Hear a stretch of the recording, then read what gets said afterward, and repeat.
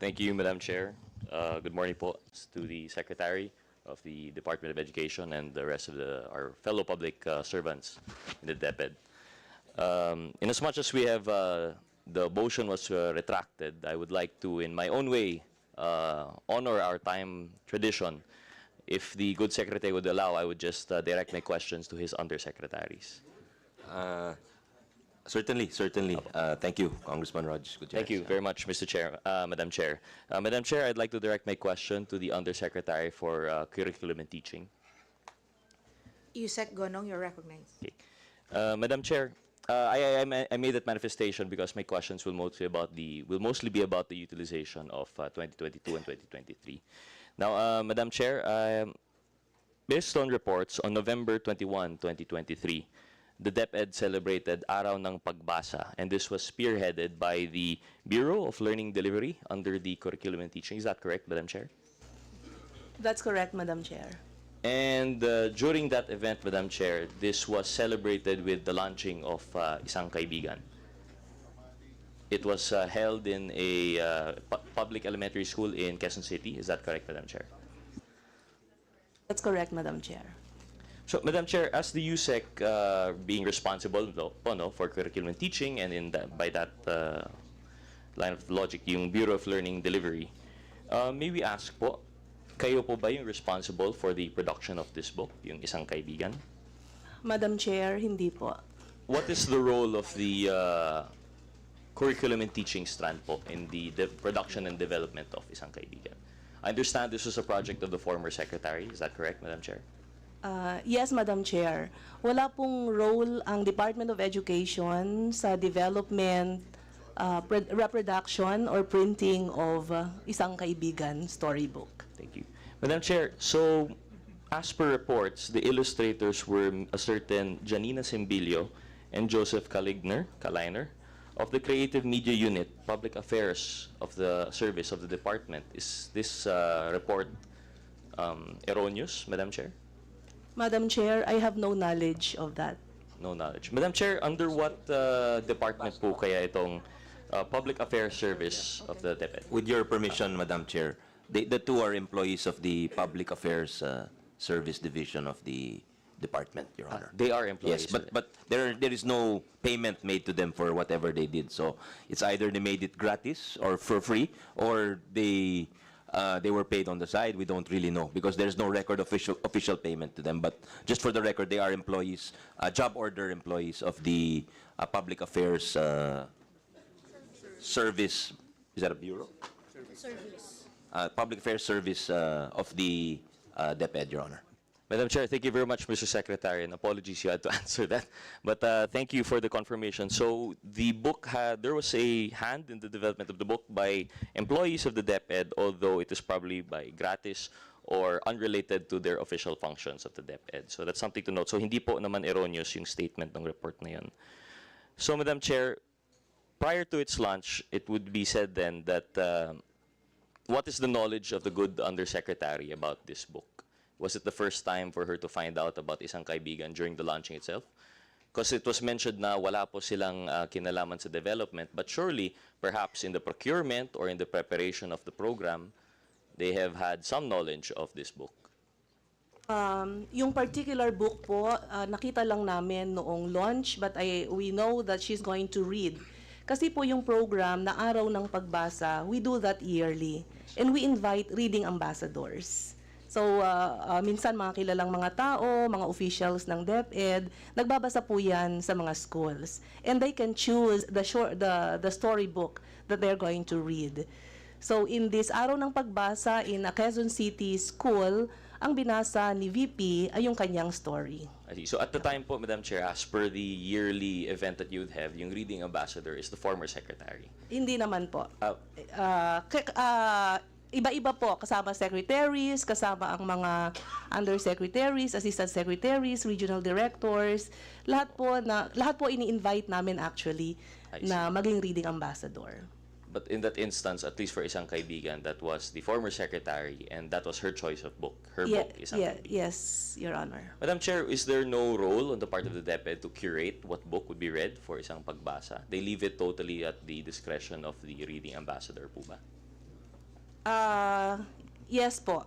We ask the reading ambassadors to pick a book that they want to read as long as the book is appropriate to the level of the learners. In that case po, Madam Chair, how many reproductions of the book would be required for a public reading? Because you mentioned this was not part of the DepEd, so hindi po kayo yung nag-produce ng book na ito. Hindi po. It's a big book po. So kahit na isang book lang po, merong 10 students halimbawa sa harapan ng reading ambassador, malaki yung book, may mga pictures yung book, so yung reader reads the book na nakikita ng mga bata yung illustrations ng book. Madam Chair, but if I recall correctly, and perhaps we can have the Secretariat pull up a picture later on, there were actually multiple copies of the book and each child was holding one. So I would assume that there was some preparation on the part of the department regarding this event. There was a preparation regarding the event, Your Honor, but the distribution of textbooks wasn't done by the Department of Education. The printing, the distribution wasn't done by DepEd. But for the case of that instance po, that event, then there were multiple copies of the book. Wala pong alam po yung curriculum and teaching. Na alam po As to namin na I may mean, mga... about how Sorry many po. books were prepared for that particular event. I understand, Madam Chair, the answer na wala pong kinalaman yung department in the production, supposedly, and development of the book. But we just wanted to know po, for that particular event. Ang alam ko po, konting-konting copies lang po ang na-ready noon. Kasi nangihingi nga rin po ako ng copy noon, hindi rin po ako nabigyan.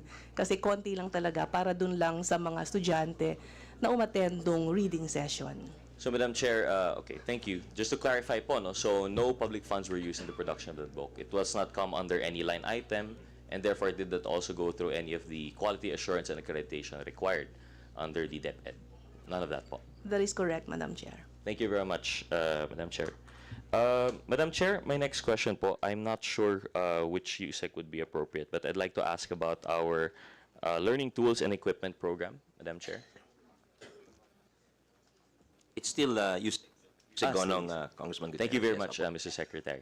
Madam Chair, I'd just like to ask, what steps are being implemented to improve the planning and execution of DepEd's programs to avoid future underutilization of funds? Because I understand yung LTE program po natin medyo underutilized po. Tama po ba? Yes, Your Honor. Una pong step na ginagawa namin ay yung early procurement activity. So, starting this year, nagpe-prepare na po kami para sa early procurement activities ng ating mga learning tools and equipment. Okay. Thank you. So on the learning tools and equipment program specifically, why did the LTE program have such low obligation and disbursement rates? And I believe it's respectively 40.9% and 10.98% between 2021 and 2023. I understand the good secretary has just assumed the position, but we are hoping that the undersecretaries would perhaps have some institutional memory of these past budget years po, no? Madam Chair, usually po yan ay dahil sa mga failed procurement po natin, failed biddings po natin. Okay. Madam Chair, I had further line. Understand 30 seconds po ba yun? Okay. Last question po siguro, just to sum it up. Are there specific challenges or barriers that the DepEd faces in implementing the LTE program, and how can Congress help in this case? I understand procurement is a problem for any agency, but this one seems particularly troublesome po, Madam Chair.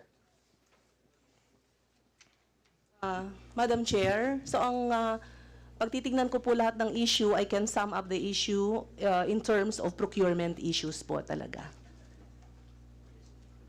Could you Sa perhaps... mga nagpi-fail po ang bidding ng mga learning tools and equipment namin.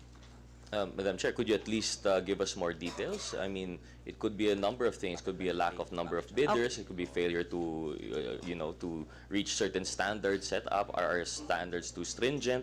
Is it not public information made readily available? It could be a number of factors. It's very hard for us to just simply leave it as procurement problems. I hope you understand, Madam Yusek, that we're here to look for solutions.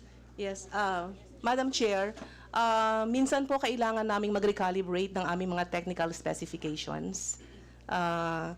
Kasi yung available sa market, halimbawa, hindi naman natatarget doon sa tech specs namin. So nagkakaroon kami ng mga adjustments. Meron ding mga kailangan din naming mag-adjust ng mga quantities ng mga pinoprocure namin na LTE kasi nagkakaroon ng minsan tumataas yung cost ng mga LTE.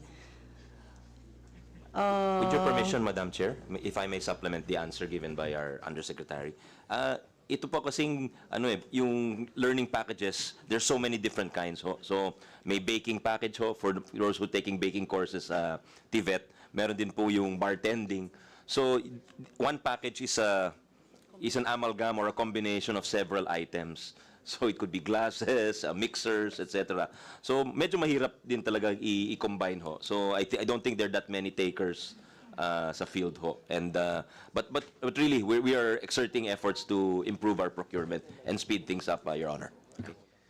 Thank you very much, Madam Chair. Seeing as I've had my time is up, I'll be concluding my interpellation. Thank you, Mr. Secretary. Thank you, Madam Chair. And we would like to express our support, and we support this sunny and bright future of the DepEd. Thank you very much, Madam Chair.